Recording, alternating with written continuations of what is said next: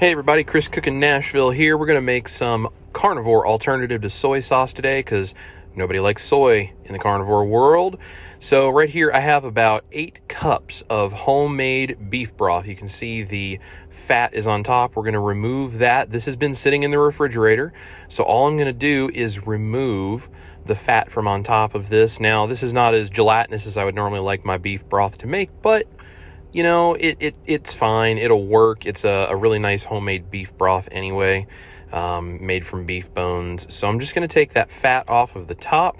We're going to remove that so that we are left with as clear of a broth as we can possibly get. Now this is going to be, you know, a little bit cloudy because this is not an industrial product, but there's also no soy and bad ingredients. So there we go. So we're going to take these 8 cups of beef broth and we're going to make it some soy sauce alternative friendly to a carnivore diet. Okay, these are my other ingredients. I have vinegar and shrimp powder. You can also use anchovy paste. We're going to use 2 to 3 tablespoons of white vinegar, depending on the flavor profile you like. I'm going to use also 1 to 2 tablespoons of this shrimp powder, which is just powderized shrimp. You can also use a little bit of anchovy paste if you can't find shrimp powder. Either one will work. We just need a little bit of that umami flavor.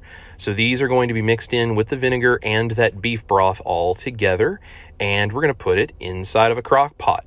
Now we're going to let this cook on high for a few hours, and then we're going to turn it to low. So I'm going to start it on high, as you can see there, and I'm going to let this start cooking down. Now when you put the lid on, leave it cocked to the side. Do not put it on so that it traps everything in. We want this to start cooking down because we're going to cook 75% of this away. So if we started with 8 cups, I want to end up with about 2. Okay, and that's ready to cook on high and then low overnight. All right, folks, there is the finished soy sauce alternative. It looks a little bit of a brown color in the bottle because it is beef base. But I promise you, when this is put on sushi or carnivore rice or any of these other things, it is absolutely fantastic. Here's what I want you to do. Store this in the refrigerator in hopefully like a glass bottle like this.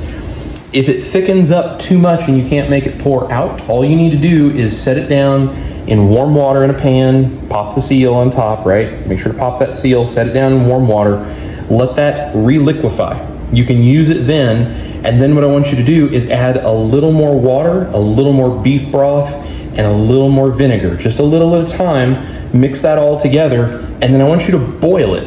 Okay, you're gonna boil it, you're gonna put it back in the bottle. After it starts to cool down, stick it back in the fridge. The next time you go to use it, if it's still too thick, you do the same process until you get the right texture that you want to where it will pour coming straight out of the fridge, because this is gonna be thicker, colder than it is at room temperature, okay? So that's how we're gonna do it.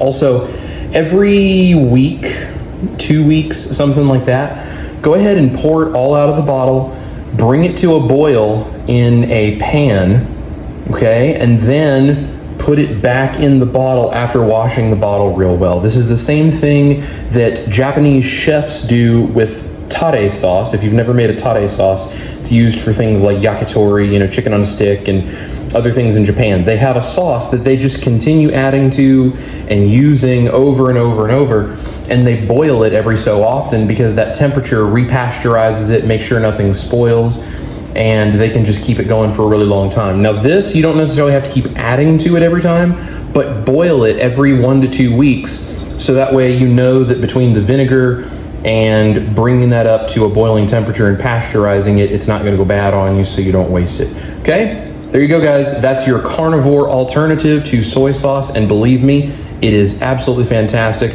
especially on sushi and carnivore stir fries and all the different things we're making here. So thank you guys for watching. Have a great day.